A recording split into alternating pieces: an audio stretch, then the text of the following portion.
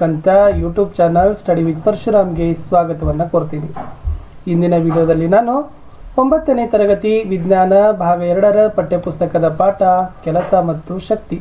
ಈ ಪಾಠದಲ್ಲಿ ಪಠ್ಯದ ಒಳಗಿನ ಪ್ರಶ್ನೆಗಳಿಗೆ ಉತ್ತರಗಳನ್ನು ನೋಡೋಣ.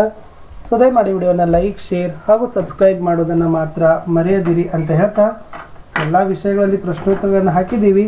ಸೊ ದಯಮಾಡಿ ಆ ವಿಡಿಯೋಗಳನ್ನು ಸಹಿತ ನೋಡಿ. ಪ್ರಶ್ನೆ ಒಂದು ಕಾಯದ ಮೇಲೆ 7 ನ್ಯೂಟನ್ನಷ್ಟು ಬಲ ವರ್ತಿಸಿದೆ. ಬಲದ ದಿಕ್ಕಿನಲ್ಲಿ ಅದರ ಸ್ಥಾನಪಲ್ಲಟ 8 ಮೀಟರ್. ಇದನ್ನು ಆ ಕಾಯದ ಮೇಲೆ ಸ್ಥಾನಪಲ್ಲಟದುದ್ದಕ್ಕೂ ವರ್ತಿಸಿದ ಬಲವೆಂದು ತೆಗೆದುಕೊಳ್ಳೋಣ. ಇಲ್ಲಿ ನಡೆದ ಕೆಲಸ ಎಷ್ಟು? ಬಲ 7 ನ್ಯೂಟನ್, ಸ್ಥಾನಪಲ್ಲಟ 8 ಮೀಟರ್. ಕೆಲಸ ಕಂಡುಹಿಡಿಬೇಕು. ಕೆಲಸ ಅಂದರೆ ಬಲ ಇಂಟು ಸ್ಥಾನಪಲ್ಲಟ. 7ನ್ನು 8ರಿಂದ ಗುಣಿಸಿದಾಗ 56 ಬರ್ತದೆ.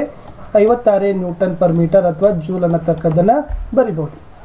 ಮುಂದಿನ ಪ್ರಶ್ನೆ, ಕೆಲಸ ನಡೆದಿದೆ ಎಂದು ಯಾವಾಗ ನಾವು ಹೇಳಬಹುದು? ಉತ್ತರ, ಕೆಲಸ ನಡೆಯಲು 2 ನಿಬಂಧನೆಗಳು ಸಾಧಿತವಾಗಬೇಕು. ಕಾಯದ ಮೇಲೆ ಬಲ ಪ್ರಯೋಗವಾಗಬೇಕು ಅಥವಾ ಕಾಯದ ಸ್ಥಾನ ಬದಲಾಯಿಸಿರಬೇಕು.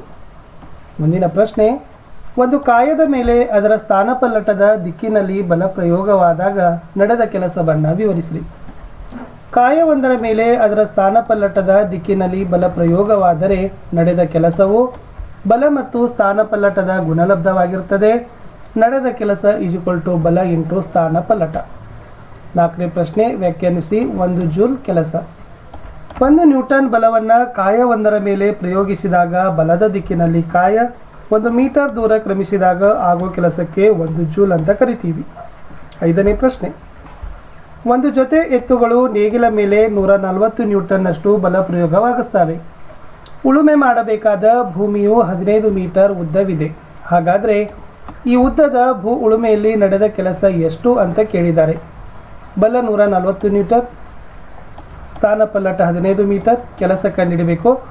ಕೆಲಸ = ಬಲ ಇಂಟು ಸ್ಥಾನಪಲ್ಲಟ. 140ನ್ನು 15ರಿಂದ ಗುಣಿಸಿದರೆ 2100 ಬರ್ತದೆ. ಅದೇ 2100 ನ್ಯೂಟನ್ ಪರ್ ಮೀಟರ್ ಜೂಲ್ ಅನ್ನೋದನ್ನು ಏನು ಮಾಡ್ಬೋದು, ಬರಿಬೋದು.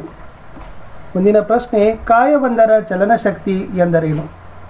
ಚಲನೆಯಿಂದಾಗಿ ಕಾಯವೊಂದು ಪಡೆದುಕೊಳ್ಳೋ ಶಕ್ತಿಗೆ ಆ ಕಾಯದ ಚಲನಶಕ್ತಿ ಅಂತ ಕರಿತೀವಿ.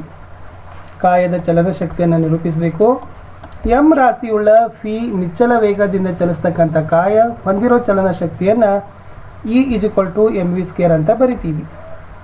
ಇನ್ನು 8ನೇ ಪ್ರಶ್ನೆ, 5 ಮೀಟರ್ ಪರ್ ಸೆಕೆಂಡ್ ವೇಗದಲ್ಲಿ ಚಲಿಸ್ತಕ್ಕಂಥ ಎಂ ರಾಶಿ ಇರುವ ಕಾಯದ ಚಲನಶಕ್ತಿ 25 ಜೂಲ್. ಆದರೆ ವೇಗ ದ್ವಿಗುಣಗೊಂಡಾಗ ಅದರ ಚಲನಶಕ್ತಿ ಎಷ್ಟು? 3 ಪಟ್ಟು ವೇಗ ಹೆಚ್ಚಿಸಿದಾಗ ಅದರ ಚಲನಶಕ್ತಿ ಎಷ್ಟು ಅಂತ ಕೇಳಿದ್ದಾರೆ. ವೇಗ P = 5 ಮೀಟರ್ ಪರ್ ಸೆಕೆಂಡ್ ಚಲನಶಕ್ತಿ 25 ಜೂಲ್. ರಾಶಿ ಕಂಡುಹಿಡಬೇಕು. ಅವಾಗ ಇದನ್ನು ಸೂತ್ರದಲ್ಲಿ ಹಾಕಿ ಮಾಡಿದಾಗ 2 kg ಅಂತಕ್ಕಂಥದ್ದು ರಾಶಿ ಬರಬೇಕು. ಇನ್ನು ವೇಗ ದ್ವಿಗುಣಗೊಳಿಸಿದಾಗ ಅನ್ನೋದನ್ನು ಹಾಕಿರ್ತಕ್ಕಂಥ ಸೂತ್ರ ಬರೆದಾಗ ಇದು 100 ಜೂಲ್ ಅಂತ ಬರಬೇಕು.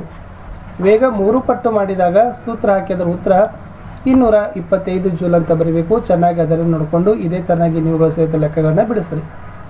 9ನೇ ಪ್ರಶ್ನೆ, ಸಾಮರ್ಥ್ಯ ಎಂದರೇನು? ಮಾಡಿದ ಕೆಲಸದ ದರ ಅಥವಾ ಶಕ್ತಿಯ ವರ್ಗಾವಣೆ ದರಕ್ಕೆ ಸಾಮರ್ಥ್ಯ ಅಂತ ಕರಿತೀವಿ. 1 ವ್ಯಾಟ್ ಸಾಮರ್ಥ್ಯವನ್ನು ವ್ಯಾಖ್ಯಾನಿಸಬೇಕು.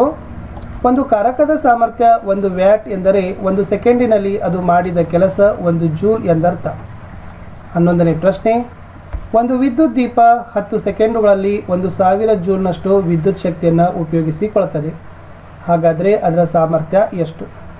ದತ್ತಾಂಶ, ಅಲ್ಲಿ ಕೆಲಸ 1000 ಜೂಲ್ ಕೊಟ್ಟಿದ್ದಾರೆ. ಸಮಯ 10 ಸೆಕೆಂಡ್ ಇದೆ.